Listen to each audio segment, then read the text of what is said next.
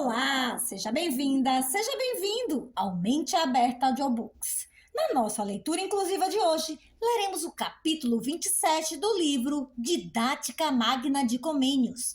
Mas antes de começarmos, peço que se inscreva no nosso canal e ative o sininho para receber nossas notificações. Vamos a isso! Capítulo 27. As instituições escolares devem ser de 4 graus em conformidade com a idade e com o aproveitamento. A prudência dos filhos do século deve ser imitada pelos filhos da luz. 1.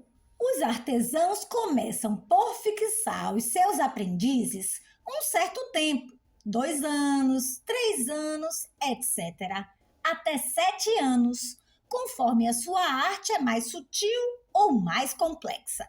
E dentro desse espaço de tempo, o curso das lições deve estar terminado, e cada um, depois de instruído em tudo o que diz respeito àquela arte, de aprendiz torna-se oficial da sua arte, e depois, mestre. Convém, portanto, fazer o mesmo nas nossas escolas e estabelecer para as artes, para as ciências e para as línguas, um determinado espaço de tempo, de modo que, dentro desse período, os alunos terminem todo o curso geral dos estudos e saiam dessas oficinas de humanidade homens verdadeiramente instruídos, verdadeiramente morigerados e verdadeiramente piedosos. Para uma educação perfeita do homem todo, requer-se todo o tempo da juventude, 24 anos. 2. Para obter este escopo, tomamos para exercitar os espíritos todo o tempo da juventude.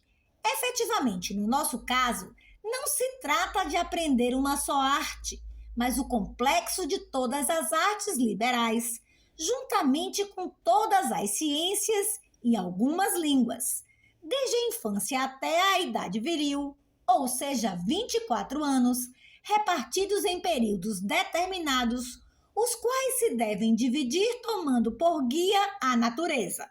Efetivamente, a experiência mostra que o corpo do homem, em geral, cresce em estatura até a idade de 25 anos, e não até mais tarde. Depois, robustece-se adquirindo vigor. E este crescer lento, com efeito, o corpo de certos animais muito maior, em alguns meses, ou então em 1 ano ou 2, atinge o seu máximo desenvolvimento. É de crer que a divina providência o tenha reservado à natureza humana, precisamente para que o homem tenha todo o tempo necessário para se preparar para realizar as funções da vida. Deve ser repartido em 4 escolas. 3. Dividiremos, portanto, em 4 partes distintas os anos da idade ascendente: infância, puerícia, adolescência e juventude, atribuindo a cada uma destas partes 6 anos e uma escola peculiar, de modo que 1. O regaço materno seja a escola da infância. 2. A escola primária, ludos literários ou escola pública de língua vernácula, seja a escola da puerícia.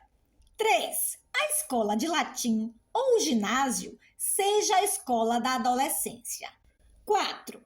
A academia e as viagens sejam a escola da juventude. E é necessário que a escola materna exista em todas as casas, a escola de língua vernácula em todas as comunas, vilas e aldeias, o ginásio em todas as cidades, a academia em todos os reinos e até nas províncias mais importantes.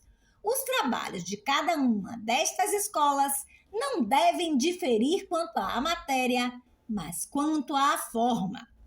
4.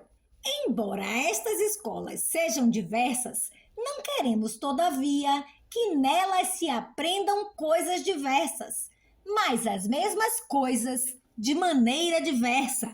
Ou seja, Todas aquelas coisas que podem tornar os homens verdadeiramente homens, os cristãos verdadeiramente cristãos, os sábios verdadeiramente sábios, mas segundo a idade e o grau da preparação antecedente e conduzindo sempre mais acima.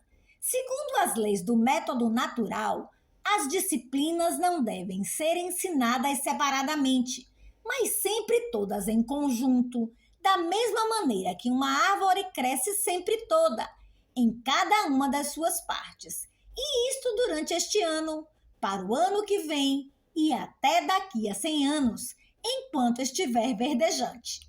Diferença das escolas em razão da forma dos exercícios. 5. Haverá, todavia, uma tríplice diferença. Primeiro, porque nas primeiras escolas todas as coisas serão ensinadas de modo geral e rudimentar. Nas escolas seguintes, tudo será ensinado de maneira mais particularizada e distinta. Da mesma maneira que uma árvore que, em cada ano, se expande em novas raízes e em novos ramos, e assim cada vez mais se revigora e cada vez mais frutos produz. 1. Porque numa escola importa ensinar de uma maneira e noutra de outra. 2. Porque numa escola é necessário insistir, mas numas coisas e noutras. 6. Segundo, porque na primeira escola, na materna, se devem exercitar, sobretudo, os sentidos externos, para que se habituem a aplicar-se bem aos próprios objetos e a conhecê-los distintamente. Na escola primária, devem exercitar-se os sentidos internos, a imaginação e a memória, juntamente com seus órgãos executores, as mãos e a língua, lendo, escrevendo, pintando, cantando, contando, medindo, pesando, imprimindo várias coisas na memória, etc. No ginásio, com o estudo da dialética, da gramática, da retórica e das outras ciências positivas e artes, ensinadas teórica e praticamente, formar-se-á a inteligência e o juízo de todas as coisas recolhidas através dos sentidos. Finalmente, as academias formarão, sobretudo, aquelas coisas que dizem respeito à vontade, ou seja, as faculdades que ensinam a conservar a harmonia e, quando esta é perturbada, a refazê-la, servindo-se da teologia para a alma, da filosofia para a mente, da medicina para as funções vitais do corpo e da jurisprudência para os bens exteriores. Motivo desta gradação. 7. Com efeito, o verdadeiro método de formar adequadamente os espíritos consiste precisamente em que, primeiro, as coisas sejam apresentadas aos sentidos externos, aos quais impressionam imediatamente. E quando a sensação externa imprimiu nos sentidos internos as imagens das coisas, estes, excitados por essas imagens, devem aprender a exprimi-las e a reproduzi-las, tanto interiormente por meio da reminiscência, como exteriormente por meio das mãos e da língua. Depois destes trabalhos preparatórios, entre a inteligência em ação e por meio de minuciosas observações, confronte todas as coisas entre si e pondere-as, para lhes aprender as razões, o que formará a verdadeira inteligência das coisas e o verdadeiro juízo acerca das mesmas. Finalmente, habitue-se à vontade, que é o centro do homem e a diretora de todas as suas ações, a exercer legitimamente o seu império sobre todas as coisas. Querer formar a vontade antes da inteligência, como querer formar a inteligência antes da imaginação e a imaginação antes dos sentidos, é trabalho perdido. Infelizmente, procedem assim aqueles que ensinam às crianças a lógica, a poética, a retórica e a ética antes das coisas reais e sensíveis. Agem como quem quisesse fazer dançar uma criancinha de 2 anos que ainda mal se sustém em pé. Mantemo-nos firmes na nossa opinião de, em tudo e sempre, tomar a natureza por guia. E assim como esta manifesta as suas faculdades, umas após as outras, assim também nós somos de opinião de que, para o desenvolvimento de uma, devemos esperar pelo desenvolvimento da outra. 3. Por que uns se exercitam nestas e outros naquelas? 8. A terceira diferença reside em que as escolas inferiores, a materna e a primária, exercitam a juventude de ambos os sexos. A escola de latim deve educar, sobretudo de modo perfeito, os adolescentes que aspiram a coisas mais altas que os trabalhos manuais. E as academias devem formar os doutores e os futuros condutores dos outros, para que nem às igrejas, nem às escolas, nem às administrações públicas faltem dirigentes competentes. As 4 escolas correspondem às 4 partes do ano. 9. Estas 4 espécies de escolas podem, não sem razão, comparar-se às 4 partes do ano. A escola materna faz lembrar a amena primavera, embelezada de rebentos e de florinhas de várias fragrâncias. A escola primária representa o verão, que nos mostra as espigas cheias e ainda certos frutos precoces. O ginásio corresponde ao outono, que recolhe os ricos frutos dos campos, dos jardins e das vinhas e os guarda nos armazéns da mente. E, finalmente, a academia deve assemelhar-se ao inverno, que prepara para os vários usos os frutos recolhidos para que possa ter-se com que viver durante todo o resto da vida.